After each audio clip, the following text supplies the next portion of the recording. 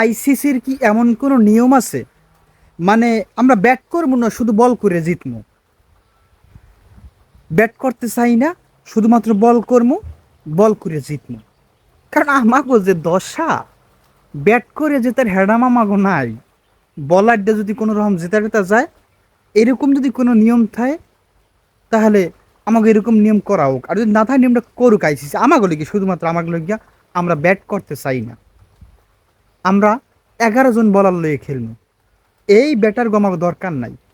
কারণ top order, middle order, lower order যা আছে সব গর্দব, সব গাদা, সব গাদা। এই গাদার দিয়ে ক্রিকেট হইবে না।